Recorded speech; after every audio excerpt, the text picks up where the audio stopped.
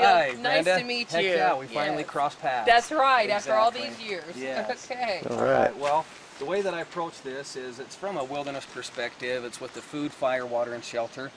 And so anytime that I come out here, I just basically take a look at the day. What are the facts? What are we going to approach? So if I look now, we're pretty much early morning. We've still got sunshine. It's a clear day. We've got water running over here. And so I'm going to choose maybe what's the most important priority. So for me, maybe I'm going to be thinking, all right, I might want fire later because it's friendly, companionship. It's not going to get too cold. I'm not too concerned about that. But if a storm did come in, then it would still be nice to have the fire. But even maybe more important than that would be shelter.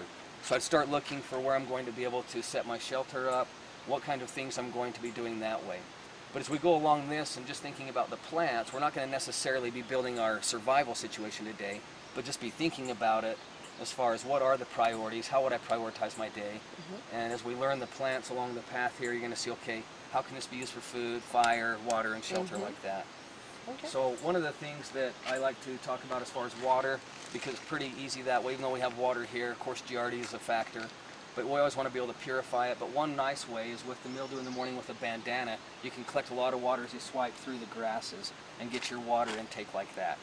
So water is usually not an issue in a higher elevation like this, in terrain and weather like this in the early mornings. But here we've got a plant, white top mustard, and we'll approach it again up here. These little flowers on the top, I think these have been sprayed or something here, I'm not sure what's happened. But they have a white cluster of small white flowers, and it's basically a Mother Nature's cayenne. White top mustard, and the entire plant is usable. As far as any other uses for, like as far as cayenne, maybe stopping bleeding and first aid situation if someone got hurt, just being able to stimulate circulation.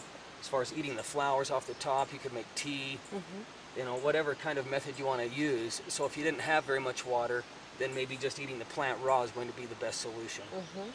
Or creating a poultice by bruising leaves and putting them over the cut.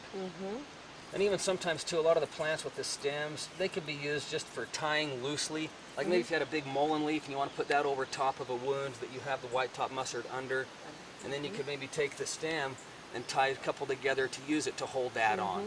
So it's just a matter of thinking fact-based, solution-oriented. How can I use everything around me? What are my resources, and letting them work for you. Now, we'll move up here a little bit too, and I'll just say this about the trees, and this particular one here, while we're here though. This one is box elder, and you're going to see a lot of box elder and maple up this particular canyon, and the name of the canyon, Maple Canyon. So. It's got a 3-leaf figure, but they're not hooked together. Oh yeah. And I'll show you on the maple tree here in a minute. They're actually hooked together, and they look similar to that. So they're in the same family. I'm not sure what the family is exactly, but they both have these seed pods right here. Oh yeah. The helicopters, if you remember when being a kid and they dry up, you toss them in the air. Okay. Well, these little things here also, these are getting a little bit more mature. But the early pods like this, I like to eat these. And the little seed here on the end, you can see where it's a little thicker. Yeah. Just bite that off and eat that. It's pretty mild. Tastes pretty good. Yeah. It's okay. Great. Most of it tastes green. Some of it pretty bitter, but this is pretty mild. You want to taste it, Joel? Sure. And then these, when they get a little bit coarser, so you could still eat the leafy part on it as well. But of course, like the dried grasses like this, it's going to get that kind of a coarser material. I don't like to chance the choking. Anything's caught in my throat, so I just be careful that way with these. The maple has these little pods as well, so I'd use that the same way. And I've tried this, but I haven't tried every tree. I was taught that every tree leaf, pine, box elder, any, would be one of the best survival methods if you knew nothing else. And lots of food. There's lots of food and available. Yes. So you're always going to, well, maybe not always, depending on your terrain. But in a terrain like this, you're going to have plenty of trees. Chew the leaves, eat the leaves, make the tea, whatever you want to use them for that way. I've been taught that that's a safe method, and that's what I've been experiencing so far too.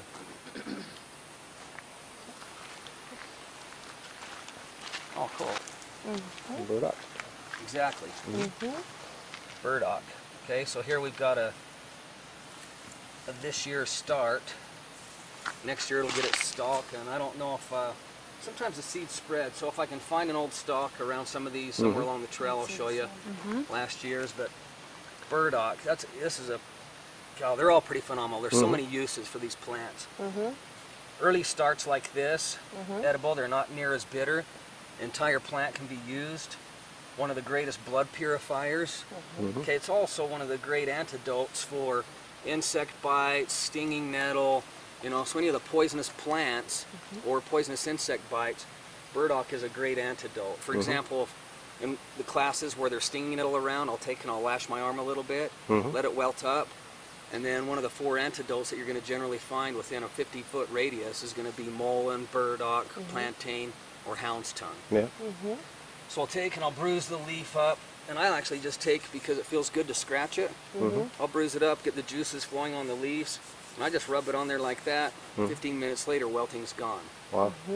Insect sting, like maybe a wasp, same thing. So it's a great antidote for those. The stalk on these things, They're huge. yeah, they grow They pretty get tall. really big. And they're pretty straight. Okay, so they can get as tall as 3 feet, 5 feet, you know, maybe even taller than that in some areas. And the stalk is actually good for fire making. Wow. So it's such a straight spindle. Okay, for hand drill. Okay, it's a great The dry spindle ones? for hand drill. It's also a great spindle for the bow drill fire making. Now, both of these you learn about in other presentations, but basically you know that the stalk can be used for fire making. And not only that, you could use it for firewood. So if you needed to find things to burn, well, a lot of these stalks can be busted up nicely, and they're great starter materials too. Cool. The burr on this is the Velcro of Mother Nature. Yeah, that sticks to everything. We all know we're... In fact, I was told that the Velcro actually was, the idea was taken from the burdock From the plant. burdock plant. Yeah. Now, other plants like hound's tongue, maybe some of this cleavers, some of it's drying up, but there's cleavers along here too. Will we see hound's Like tongue right here. today? Yes. we Yeah, will. that'll be a new one to me. Yeah. Before I go over here to cleavers, as far as the little Velcro similarities like the burdock, let's see what else with burdock. I would use it in colds, flu as well, and I would use it for any kind of external application to the skin of any sort. And so, you know, maybe somebody had hives or anything like that, I would still use that. Make a tea, use the leaves, however you need to do it to apply it.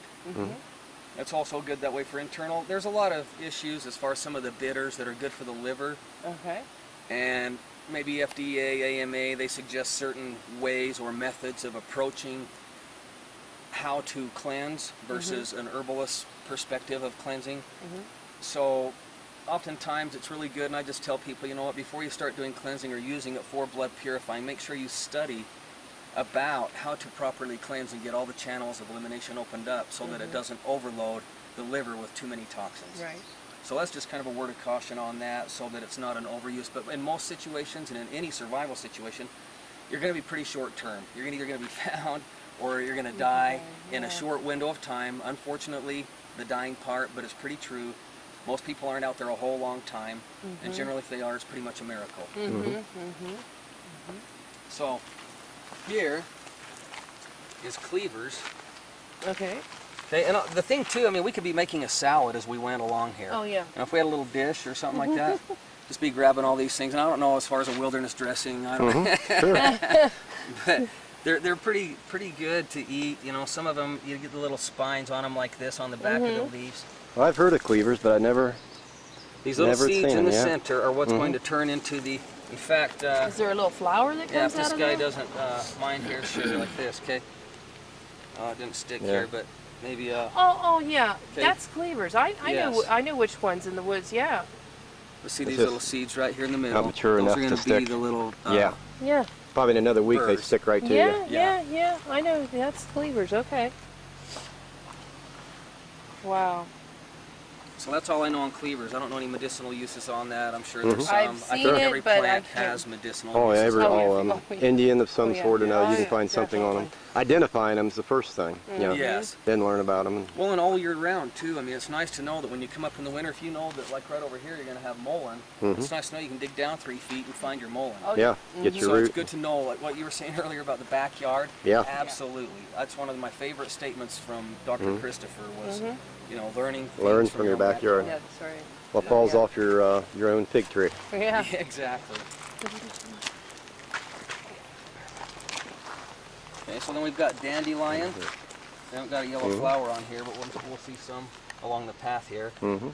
On dandelion, it's another good bitter, another good liver plant. Whole plant, edible, useful, The flowers. the flower, everything. I was told that this plant came from Europe for beekeeping in America because it had the longest season of growth. So they could actually get more from the plant of dandelion Oh, yeah. for their bees for honey than any other plant. Makes sense. As far as other uses besides just like general tonic, most of your bitters would be a good general tonic as far as dandelion, burdock, and Oregon grapefruit. Are we going to see These- that? Yes. Oh, that's great. I've never Yeah. seen that before. And that one's a fun one to chew on too, with the berberine in it. It's Yeah. it's pretty strong. Great. I love eating the dandelion, the first bloom in the spring. Uh-huh. They're delicious. Later on in summer, they're kind of bitter, but those Yeah. first ones in the spring are good. And that's the truth with almost any plant. The sooner in the season, the better for edible. Yeah, it's just, you know, but even though you can still eat them throughout the entire season, depending on how coarse or whatever they get to. Good coffee substitute with the root. A lot of people take and dry the root, chop them up like that. Most of your herbal coffees you find in the retail stores will have a Has the dandelion. dandelion ingredient with it. Cool. So, but just chopping it up and dry, I haven't done that. However, that's what a lot of people have used it for. So it makes a good tea. It's not real strong, it's not real coffee-ish, but... Yeah. Okay. And right here, we've got mullein. Some people call it lamb's ear, the woolly plant. Now, I had a question on that. Uh-huh. You mentioned that yesterday. Is that the same? Because I always thought lamb's ear was It's in the lamb's same ear- family, It's honey. in the same family, but it's not the same type. The lamb's ear, that doesn't get as tall of a spike out of like a mullein does. Yeah. Am I right our, on that? in our Well, part of the country, the Maybe lamb's ear it is could more be of different here than a what it is. flower, but it looks could be identical. as It far looks as maybe identical. different, but the Latin name is the Vibascum thapus. Uh-huh. Okay, that would be one way to find out.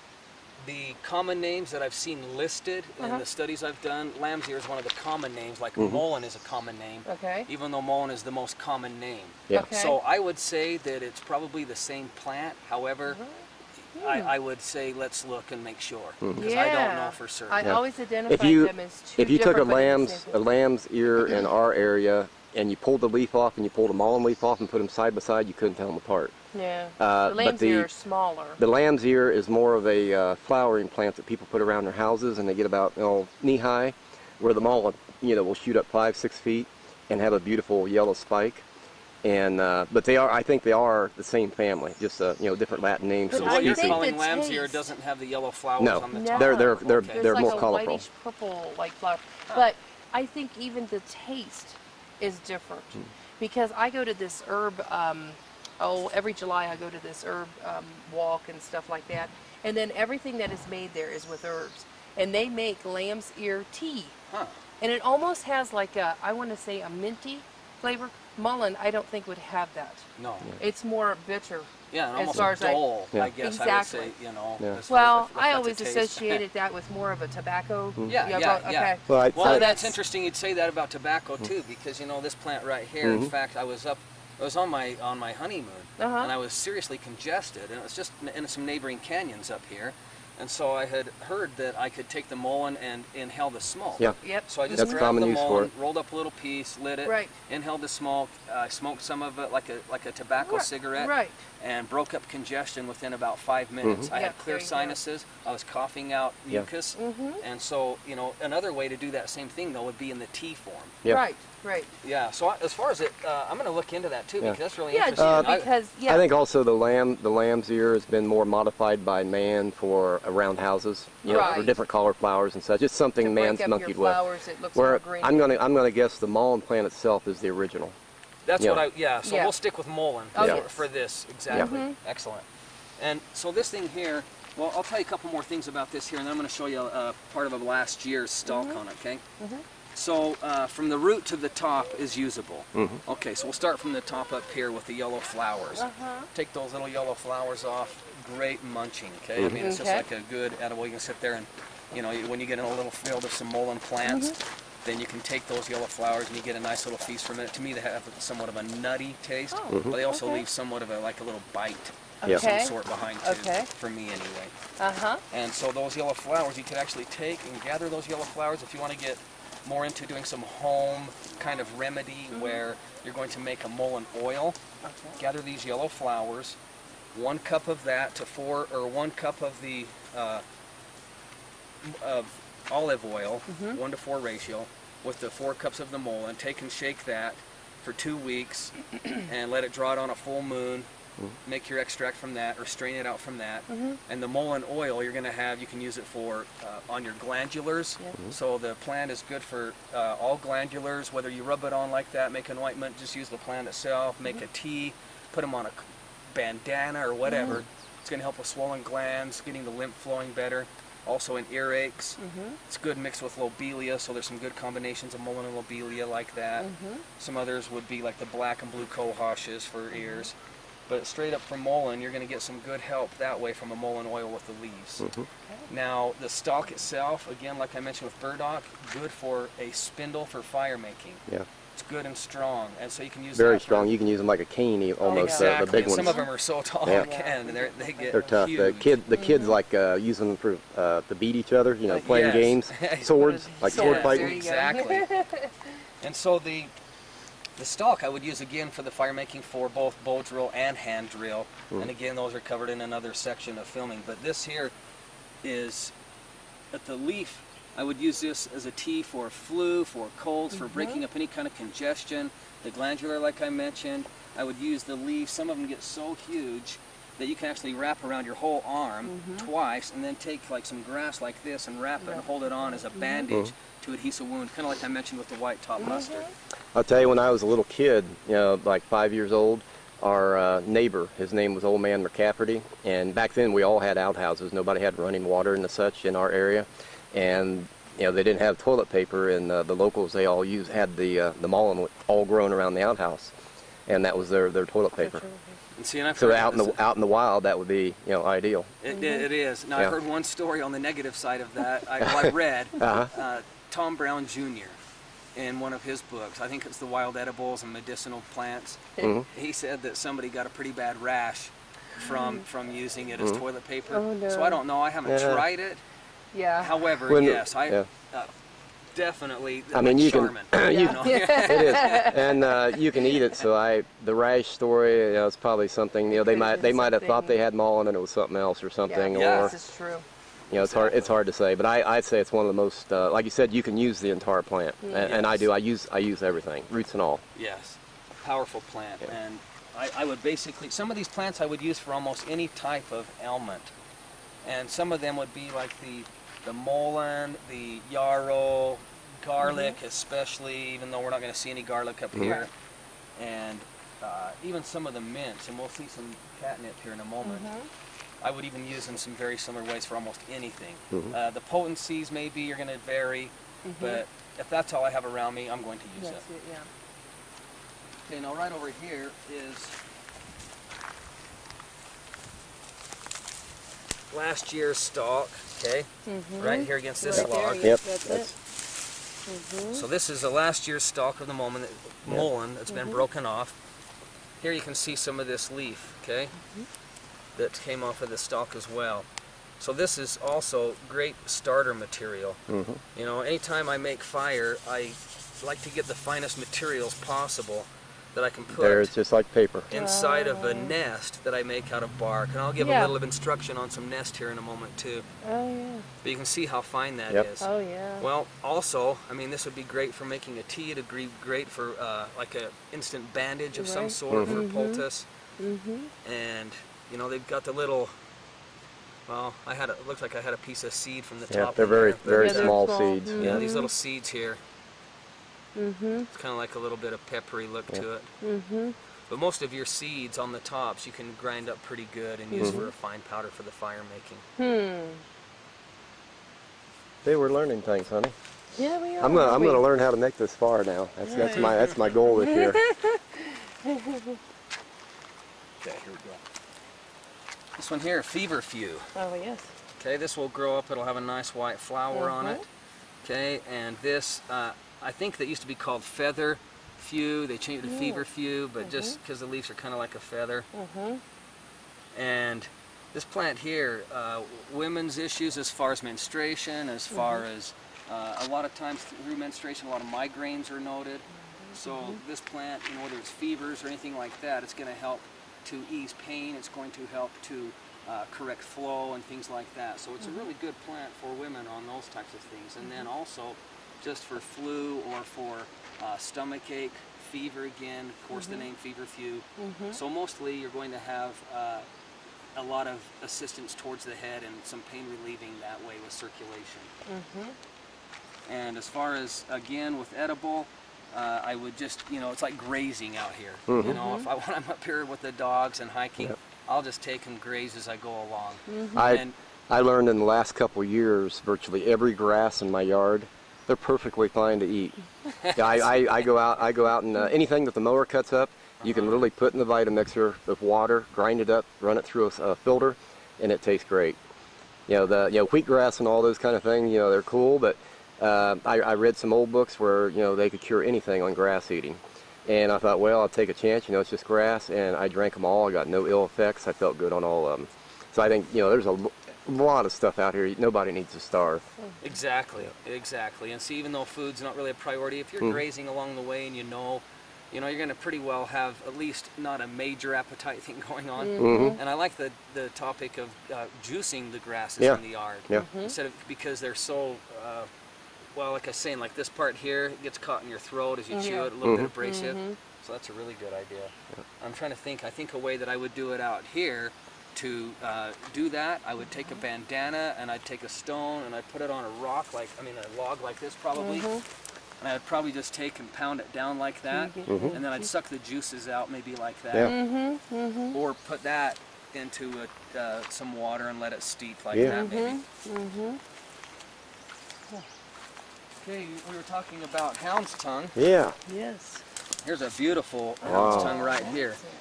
Yeah, I don't think we got, well,Ll be looking, but I don't know if we got that one local or not. I'm not sure. Is that like a does burgundy comfrey, purple Comfrey flower, grows or what? everywhere in our All right. area. This is my wilderness comfrey, Wilderness kind of comfrey. like white top mustard. Wow. Okay? Hey. Now this is really neat too, because this is, first of all, it's one of the other antidotes for the poisonous insect bites, poisonous plants. So again, you know, hound's tongue works really well for me too. It's probably my favorite as an antidote. Plantain also. Oh yeah, I know. And so, you know, just, oh, and I didn't mention that on the mullein, I don't think either. So when I was at the mullein plant, so the mullein also is one of those great antidotes. Yeah. So again, I'll just repeat the four. It's the burdock, mullein, plantain, and hound's tongue.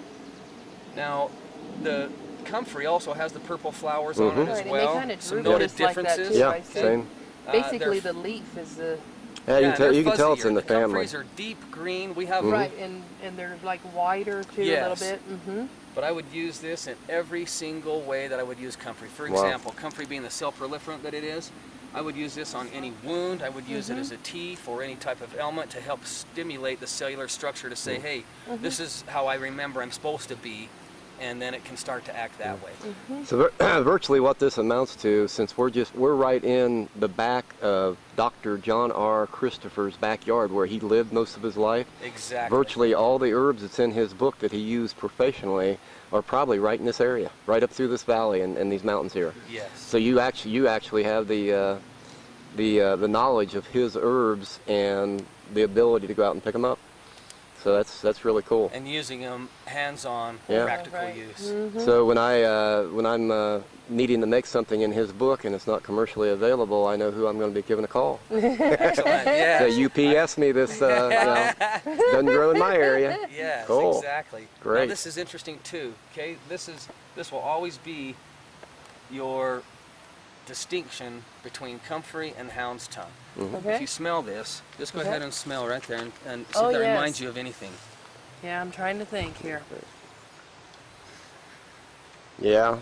What about buttered popcorn? Oh yes. Mhm. Yeah. I was gonna say baking something, you know, in Okay. the yep. Now, a woman that I actually attended another woman's herb walk several years ago, Okay. and she It actually taught tastes me- pretty good. Yes, it is. It It's is. really That's, good. you ought to taste that. It's Okay, not now bad. These actually will turn to the seeds again Is it for this like the It'll- bird. Yes, yeah, these seeds at this stage, these little flowers, they were using in a tea for arthritis and having extreme results for arthritis from these seed pods flowers here. Wow.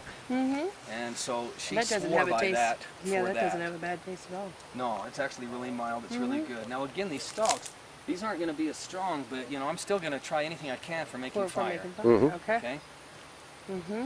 Okay. Now right behind it here, we've got some catnip. Oh yeah. Mm-hmm. Okay. Now this is really neat. This is the thing that's really neat between the mint and the stinging nettle. The only Okay. two plants with a square stalk. Square stalk. stem. Oh yes. Okay. Uh-huh. And so the similarity is that. However, the distinction is you're going to get the poisonous Yeah. effects from Oh, stinging yes, nettle, right. even though it's edible and one of the greatest first aid herbs. We're not going to get into it because it's not along this Yeah. trail. Okay. Great first aid herb. I tell you, for being a woodsman, probably the nettle, the stinging nettle, is the most universal plant of all. I don't know how many stories I've read where they did everything from eating it to medicine to making clothes out of it to virtually everything. They use the nettle plant for everything, Wow. you know, out in the wild. See, and I wasn't familiar with the part about, you know, making clothing. Yeah, out of they it. smash it up I can see and the fibers. yeah, going the through it. fibers is just like doing cloth. Yeah. That is awesome. Yeah. Now see on the catnip here, usually another distinction too is the leaf pattern. Your nettles are going to droop further and they're going to be closed in more like this as well. And they're going to have more spines on the back. Right. Okay, a hairier plant leaf. Also, you know, your distinction is the smell again. You're going to Oh, have yeah. the distinction of mint.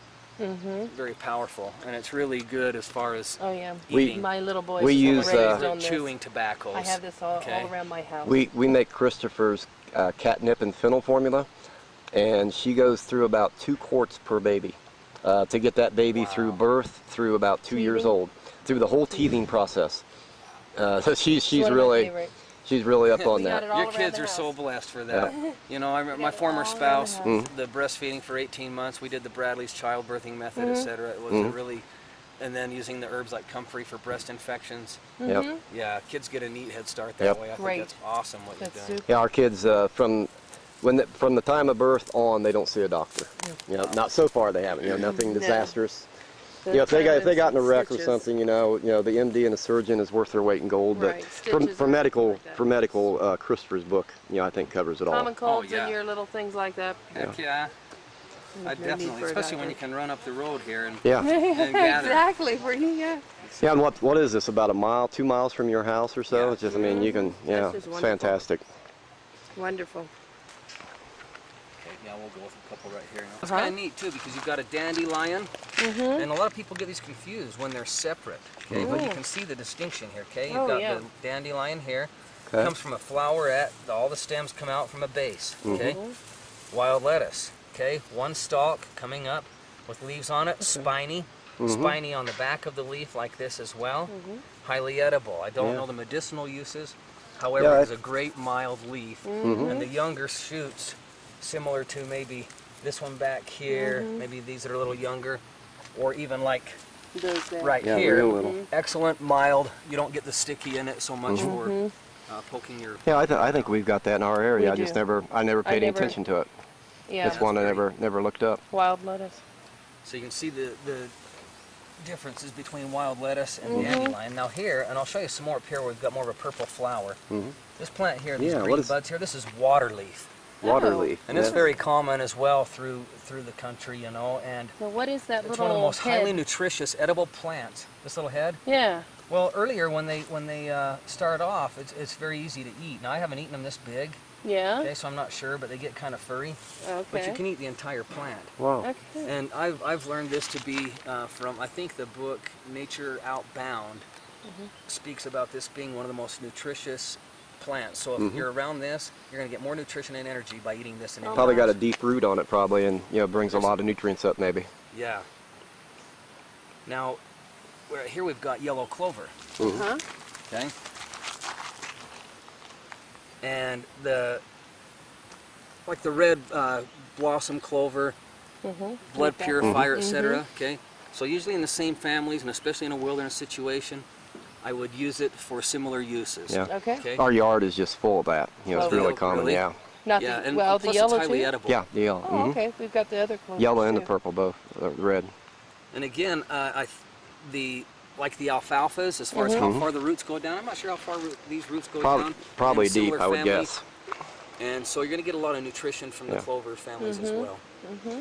Because they're very hardy. No matter what you do in them in the yard, you can't, they don't go away. I mean, you can mow and do anything. They're very deep rooted. I think they'll come right back up. The difference Exactly. between the two, I think the yellow, this clover here is more to the ground, whereas your regular clover is more up a little Up. bit, has more of a stem, but that is more almost like ground covering. Yes, and You know some what of I them mean? you'll see that are growing up a little taller along Oh, the path okay. here too. Okay. Yeah, let's go do a nice full burdock and. Okay. Oh wow, what's this purple flower? Oh, she's found something. You know that one? Salsified. Salsified. There's a purple and a yellow. And, but I guess we Yeah. Oops, horses. It's almost like a grass. It's an oyster plant. And all the Oyster roots, you can eat it like the oyster, but Wow. I was just going to say one more thing off the record here as far as iron. Yeah. Yeah, I wanna see that because I'm pretty sure we got it around our area.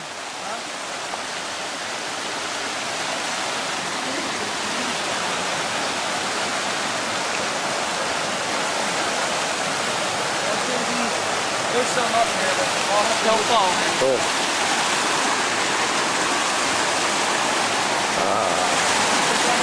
Woo! Hey, this is. Oh, that feels good. That feels good. Don't you slip and fall. Like 2 weeks ago, this was a raging torrent. Wow. This whole section was covered in water. It was like it was amazing from the runoff. Well, here's Yellow Dot, the great iron plant. Yeah. Any midwife is going to tell their client, so to speak, get on Yellow Dot. Yeah. Get you some iron. I just recently made the Yellow Dot formula. Of Christopher's. Yeah, I really like the Yellow Dot. Awesome. Does it grow anywhere, dry, wet, or is it like wet? It likes wet. Likes In wet? fact, the only time I've seen it clear, the only time I've seen it away from the water is right up here, and I only noticed last week. Okay. And so I'll show you when we get up that far. Cool. By where the plantain is. Okay. Okay. Wow. Well, this water will wake you up. That's nice. Oh yeah, it's Can you make it back, Hunter? gumweed. Gumweed. Okay. Now this will also flower purple, but watch this here. See how it sticks together? Yeah. Oh, so- yes. Okay, it's a very gummy substance. Gooey. Okay, so that is, you'll always be able to know gumweed Because by it's its gummy. stickiness that way. Okay. Oh yes. Now a really neat story. Yeah, that's neat. That's a different feeling. My oldest daughter, that's 13 now, when she was 2 years old, a little over 2, we were on a hike up a neighboring canyon. And this is about the innateness. I talked about the gathering of herbs and doing it with a stewardship approach. And with that stewardship approach, on this hike with my 2.5-year-old at that time, I wanted to get my heart rate up and just hike, I wanted her on my shoulders, a little more weight, and I just wanted to go like that. And so here she is. No, I want to get down, and she's just strolling and touching the plants, and I'm going back and forth and back and forth. And finally, I'm about 50 to 75 feet ahead of her. And I'm watching her. I finally just surrendered, said, okay, I'm going to watch her now. So she's touching, and she came across the gumweed. However, I couldn't see that it was. So she grabbed the plant, pulled the top off, stuck it in her mouth, and kept going. Just automatically, huh? So exactly, and I was very impressed. I came back, I honed in on the plant, walked up, it was gumweed. She'd taken the top and put it in right next to a little canker sore that she had. Gumweed is good for sore throats, cankers, mouth ulcerations of any type. Okay? Innately, inside here, just like a doe with a baby fawn, if the doe gets killed, the fawn's going to know innately what to eat around. Okay? We know that. It's just a matter of tapping back into it and getting connected. You never told her that was a bad plant, and she just automatically, you know, her spirit knows. Exactly. See, when I grew up, everything that had a red berry, it was poison. Everything was this, you know, poison. Don't do this, don't eat that. Exactly. And, you know, because they pass it down generation to generation. They don't know that it was. Right. They just scared for the kids. Yeah, fear-based. Yeah. Where if you let that child go, the child knows a lot of things. Yes. You know, especially young. Exactly. So that's probably the best story that taught me that I know already inside. So that when I read a story about that Tom Brown Jr. speaks of with Stalking Wolf, and he tells me you can put a plant in your hand and find out, oh, this is good for my stomach.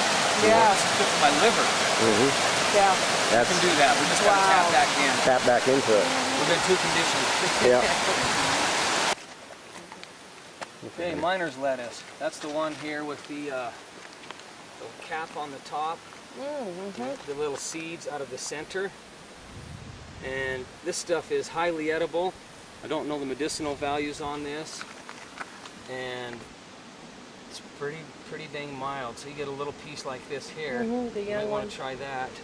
Okay. The whole thing there you can eat. The stem and all? Yeah, let me Real mild. grab me one there. Oh, huh? yeah. Yeah, sorry about that. Oh. I can't chew them, but I can nibble Yeah, on it. Got a little dew on it. There we go. Barefoot some too. Heck yeah. Yeah. I didn't even catch that. Yeah, it was mild, isn't it? Very It mild. is. Very mild. So, you know, if a lot of the cleavers, I mean, like this here, I wouldn't eat too much, you know, but Yeah. when it's really young, cleavers, miner's lettuce, the mint, the hound's tongue, can have a really nice smell. Yeah. And Yeah, I it's- noticed and that hound's tongue as you went up there. I thought, yeah, I know this stuff now. Yeah. Heck Cool. yeah. And it doesn't go away. And what's even funner, when you really get an experience, and like some on the retreats, and you get out and you get to really like make some cordage from dog bane, or you really get to make a tea with the sage, you know. You really get to use the ephedra sinica or the Mormon tea, brigand tea. Okay. Yeah, we're Those going to kinds see of the things. Mormon tea today? Or is that No. up there? It's a lower elevation. Yeah, I thought I was showing it there. I thought it was down in along the we roads saw and that along places. the roads. Yeah. Okay. Okay. Cool. Okay, we'll move on. Oh. Okay, here we go. Elderberry. Yes.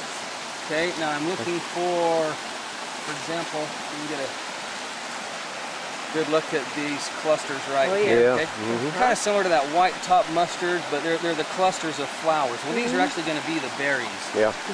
And late July usually, it's going to be a little later this year.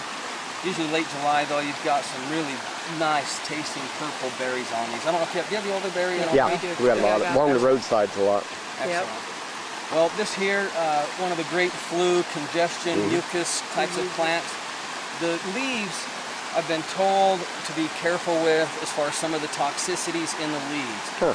I haven't used them in great abundance, and I haven't had any issues. And, you know, again, you know, it's a thing of being able to discern and know what you're going to do. So that innate sense that says, Yeah. I say we got to get closer to that. Yeah. You can make a tea. You can make out of the leaves, the stems, the berries, and like I say, cold flus, really calming. Almost, I don't know. When I use the berries, it's almost somewhat sedative in a sense. You know, relaxing. And the tree itself, if you look down here, you can see how this grows in somewhat of a joint pattern. Okay. So you have, usually your starts are going to come out at all the joints, generally. And what else is neat is this is a great fire-making tree as well. Wow. When you find the straight pieces. Okay, Okay. so you have a piece right here that's fairly straight, you know, here to here. You can get the pieces, use them in fire-making. They're a pithy center. Okay. Yeah, they Oh, do, yes. when they die, they break easy. That's I've how they noticed do. that. Yes. Okay. So this would be too weak to use for fire. Okay. Okay, But the thing is, most of your pithy plants like this, you're going to be able to make some pretty good cordage with. Okay, see that bark that just comes off of here? Yeah. Okay, well, we'd actually take and twist that up a little bit if we wanted to, but basically making cordage, you're going to fold your piece of bark in half. You're going to take the top half, twist away from yourself, cylinder, then you pinch with your finger through it, turn it, twist away, turn, twist away, turn, twist away, turn, twist away, turn. Miles and miles of cordage made out of juniper bark has still been found by the Anasazis. They're ropes and that. So you can see that you get somewhat of a, it'll stay tight like that. Okay, you can actually splice other pieces in as you go so that you can get the length that you need. Now this one here I can probably tear with my bare hands, but it's pretty tight. Okay? Right. Now I've got a question. Yes. Now this far building, would you actually be able to teach Mrs. Barefoot how to make a fire by herself? That would be amazing. that would make my vacation. Let me tell you, that would make my vacation. In fact, again, see the substance for fire making. Okay. Wow. If she could show our children fire at the cabin, we got a little cabin down by the pond with no matches, that would just be a thrill. Absolutely. That would be a thrill. Okay. On to the next. Okay. All right, this is oak. Okay. Now the question was asked as far as these little brown parts on here. Okay. I think it is some sort of fungus. Okay. I'm not certain. Well, I They're just not never the seen that on acorns. the. This is the young oak here. Okay. This stuff is, to me, okay, so they use the oak in a lot of formulas, like for teeth, because of the calcium, not the calcium I'm thinking of, but because it is an astringent and a strengthener, it tightens up the gums. So for me, I'll give you a little illustration here. This is a green plant, okay, for wilderness hiking, keeping your teeth clean, brushing your teeth. Whatever you want to do. There you go, Hunter. Chew on it. You get it frayed up. Okay. Over a period of time. You can do your teeth brushing. You can just keep chewing on it like this. Scrub your teeth off. Okay. Yeah, you get, so maybe when I smile, I get a little of this, but hey, it's a clean feeling. You can rinse out, whatever. We make Christopher's tooth formula, the herbal formula, and that's a large portion of that formula. Yeah, the oak part. And we actually make a paste out of it. I don't think anybody else in the world does, but we make a paste that right in a toothpaste type thing and brush your teeth with it. And we tell the kids when you're done brushing your teeth, swallow it. They think it's great. No water toothpaste. And great. Yeah. And it tastes good. When I first gave it to them, I thought, they're not going to like this. This is another one of Dad's herbal things. The next day, I brought it in for a sample for them to try, and then I took it back with me because it was my only one. My boys come out and ask me, "Where's that toothpaste at?" They did not want commercial toothpaste from that day on. And that is awesome. It is brown. It is dark. It's black. Like it's black it toothpaste. doesn't even look appealing then. It's black. It doesn't have the bubblegum flavor. Nope. No, it is not appealing. Awesome. It is sweet though. We use a sorghum molasses that the Amish make, so it is a sweet toothpaste. Yeah. And the neat thing about the sorghum molasses that the Amish make, the people that make it have never brushed their teeth in 3 generations. They have square jaws. They have the biggest, strongest bone structure you ever seen, and their teeth are snow white. This is from sorghum molasses. And if you look, and I knew it to be true when the guy showed me his children's teeth, because in the sorghum molasses book, that's one of the side effects of taking sorghum molasses. You have no tooth decay because of the high mineral content, high potassium content. So I use that with Christopher's herbal formula. It comes out black toothpaste. Kids loved it. Totally surprised me. That is awesome. I like that. Yep. I'll get some of that. I'll get you a nice one. Mountain runoff. Look at the moss growing down across Any trout in these creeks? No, Ever tried to run up it? This is just coming off from the mountain. Oh.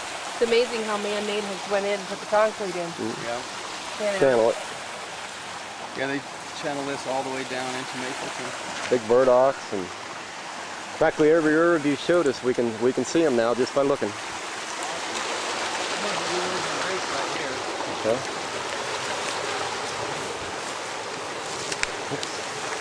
There it is. I've see it noticed now from the pictures.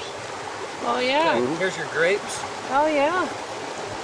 It's taught that usually after the first frost, that the grape is not bitter or even maybe sweet. I haven't found that to be true. Okay. It seems very tart and bitter no matter at what stage you eat it. Okay.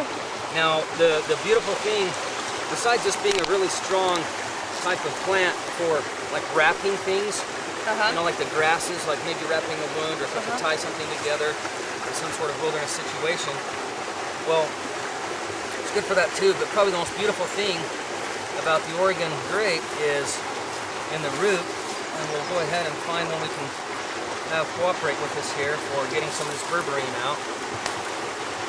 Okay. Yeah, you Now can there's see it. yellow substance in there. Okay. Just like in the golden seal.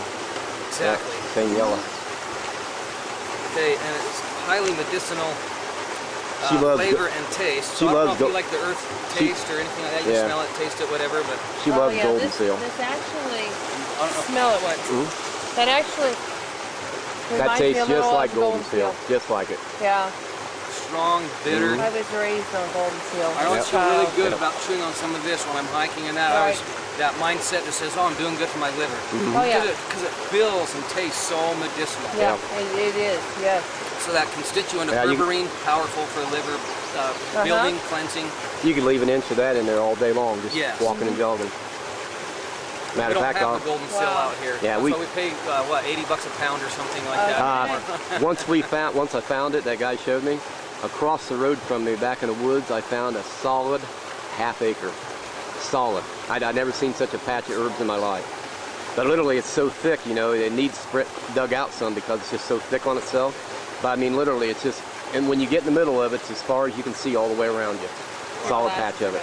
See, that's like the white top mustard. It grows in. You'll see it now as you go down. In fact, I'll see if I can find some of it in a fuller appearance, so that when you leave, you'll see some of these fields, pastures that are loaded with this stuff. Well, when you say that, it tells me that, you know what, it's necessary. I'm here for a reason, and maybe there's more.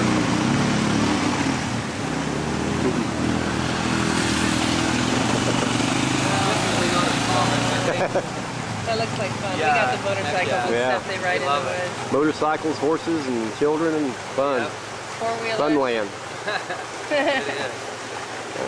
So I just think that in those larger plantations like that, it's telling us something. Yep. Yeah. What were you going That to is say? interesting because I never imagined it to be low to the ground like that and be getting a grape on it. I figured it would be more viney. You know how some of the vines that wrap around trees and stuff. That's what I would imagine it to be more. I don't think it's Thick native. ground cover. Yeah, what it is. I don't really think it's is. native to our area. When you look it up, it's always an out west plant, but Yeah. I don't know. But That's why, yeah, because basically the common name is Oregon. Oregon, yeah. Exactly. Right, through, Well, so- yeah. You know, it's just not in Oregon. And see that, what was I going to say, when you said that about it being low covering, oh, a lot of people confuse it with poison ivy. Yeah, that's the first thing I noticed when you come up. I It thought does looked like poison that, ivy. now that you're saying Yeah. that. Yep. But I Yeah. noticed the leaf was different. But yeah, the berry part does look like it. Yeah. Cool. Well, that's what we need you for, to show us the difference.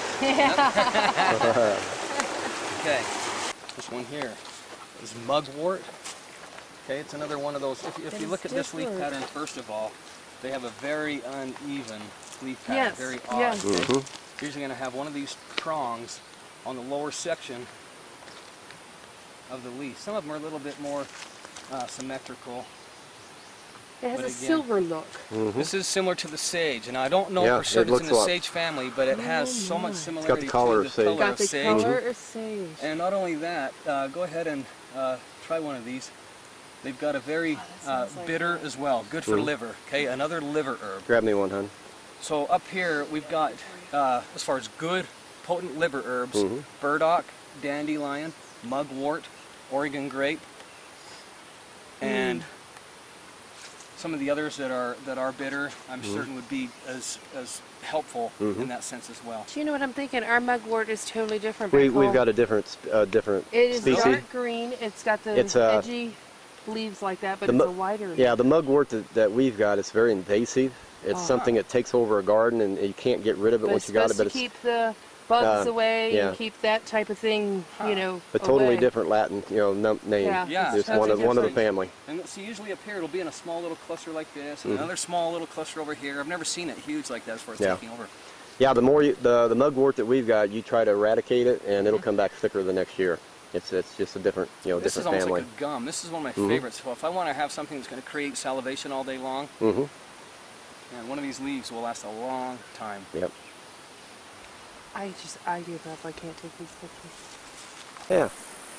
Show the elevation you're at up in here. Beautiful picture. Okay. And you'll like that's a this little beautiful spot picture of there. water up here in a minute too. Okay. That's really nice. Yeah, go Here's up there, some Hans. good- Beautiful, beautiful scenery. Yeah, and there's a nice shot. You might even get some snow cap up when we get up here a little On up. further. Okay, we'll go again here on this one. Okay. Plantain. Oh yes, quick. Now, Down there. one of my favorite plants here, okay? Mm-hmm. Whether at all other than looks Mhm. and potency or usage other than that. Now, I'm sure there are probably some differences, or they'd be the same plant. Mhm. Right, right. Now, pretty distinct as far as the way that they grow on these leaves. They've got like a little channel, Mhm. little U-shaped, almost like a gutter, a canal, Yes. that goes all the way down to the base like that. They've got the veins that run lengthwise on them, usually 4 or 5 per plant like that, or per leaf. Now, the plant itself, like at a family reunion a few years ago, my son got stung by a bee. We go across the road, there's a ditch bank. Plantain likes to be pretty close to water as well, but it likes to disturb soils too, so we found some plantain. A lot of people at the reunion, hesitant, questioning, oh, cuckoo maybe even. 20 minutes later, no appearance whatsoever of a bee sting Yep. whatsoever. Yeah, it's fantastic for that. Powerful, powerful plant. Also, as far as like an ointment or even as a tea or poultice or something for bone, like I've got some issues with my hip occasionally. Mm-hmm. So using that, I don't know if there's a calcium property in this or what it is, but it's good like as a pain reliever Yeah. and helping with some of the chronic bone aches. Yeah. I'm not sure what it is about that. Yeah.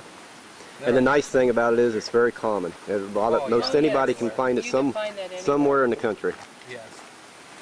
This thing here, the little stalks that come out of here, the very top of this, this whole plant is edible. The whole, the Okay. whole thing, very mild. In fact, every plant we've talked about is edible in Edible. some fashion that way, just depending on your flavor and the palates that way. Psyllium husk, right here on the top. Grind that up. You got your bow combination right Is that what that's made from? Psyllium husk. I never knew Right that. on the top. Kidding me. Oh my goodness. I never knew that. And like the horsetail, the tops when they're pretty young. Mm-hmm. Take them like this. Yeah. That is unreal. Yeah, we learned something else, honey.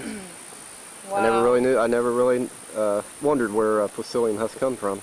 It kind of smells like a. And in our yard, like I said, our yard's about 10-15% plantain, and you mow it, and the very next day, all those stalks are shot straight back up. Smell it. That is It amazing. kind of reminds me. No. These plants Here. worry about the sunflower and the pile of the crap. This is about the plant's determination to become its true potential versus our humans, becoming our true potential. Okay. So down at the lower part of the canyon, one fall, contractor had dumped a lot of debris, concrete, trash.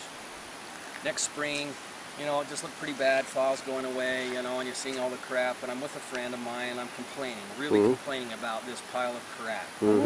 Next thing I noticed, right out of the center, was this most beautiful sunflower. Yep. And what it taught me that day was, regardless of the environment, these plants know exactly from the very beginning stage of what their true potential is in becoming, regardless of the environment they're in. So it taught me that regardless of the environment I'm in, I get to choose to become my true potential as well. Yep. So I've learned a lot from the plant life.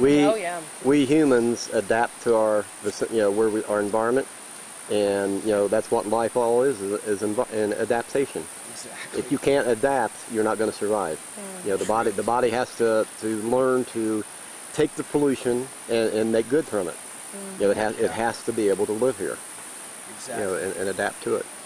And sometimes we resist that. Yeah. Yeah. Snake grass, they call it, horsetail.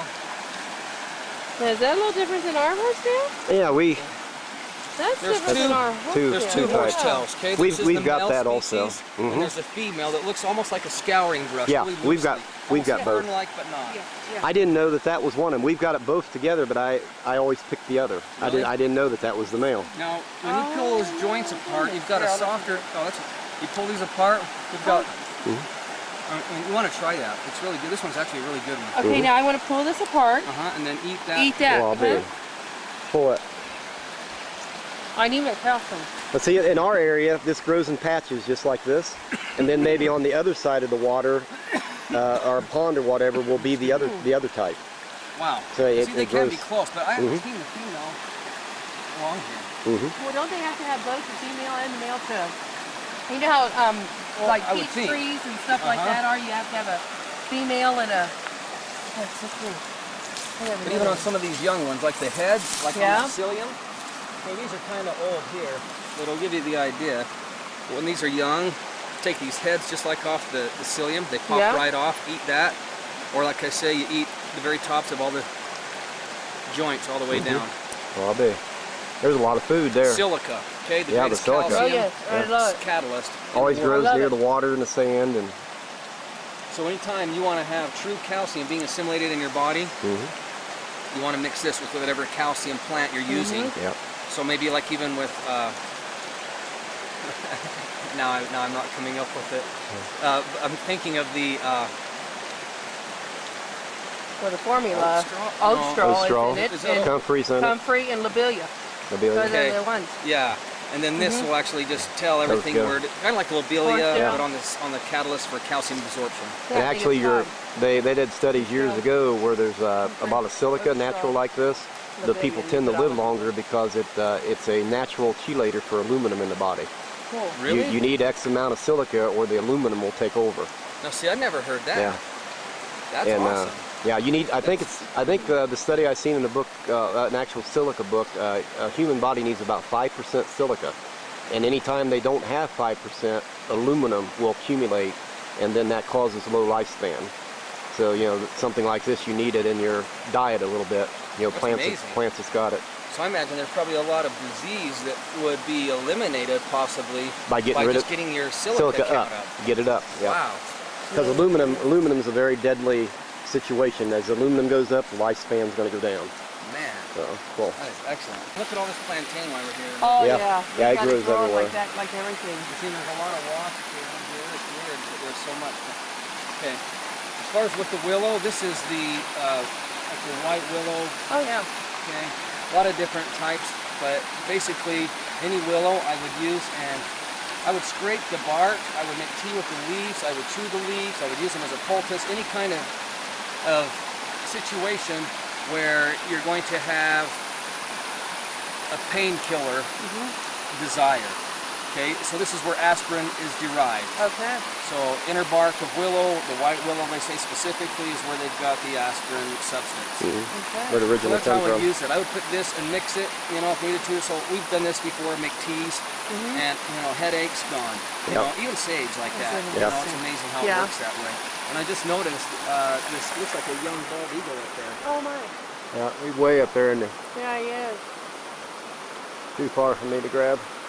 So about how high are we? Do you know? Probably right now we're probably close to 6,000 feet. 6,000. Wow. Yeah, we're right in prime area for that desert parsley plant. It's where it lives, 5 to 8. Okay, let's go down there next. We'll. Okay. This is just a neat little spot, and I guess actually at that place I was thinking that you could see. The white cap. Yeah. Down at the bottom, we can see it really well. A lot of white we get caps. a better shot there. Wow. That is so cool.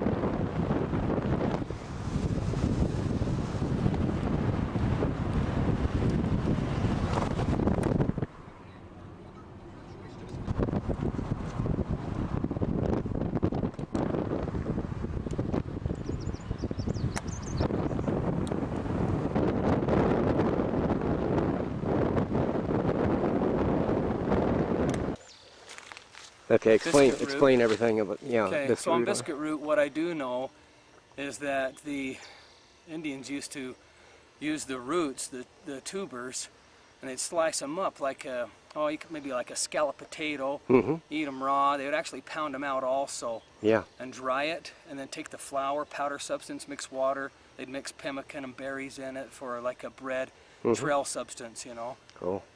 So I have heard some recent medicinal uses. I don't know all those. And we'll find out. Well, with that, I'm going to end this. I'm going to take a picture of your beautiful mountainside here. Now, what's the name of these mountains here? Do you know what the valley's called, or what the that right up there is called Camel's Back. Camel's where Back. You still have the snow snow up there. And that Great. goes over into the Squaw Peak, down into Provo Canyon, down in the Provo? where Sundance Resort would be. Wow. Now, what's this lake over here? That's Utah Lake. Utah Lake. And it used to be Lake Bonneville, which Okay. this trail right down here, this fire break road, is the old Bonneville shoreline. So this entire valley was filled. There's old Indian petroglyphs on the other side of this valley. Mm-hmm.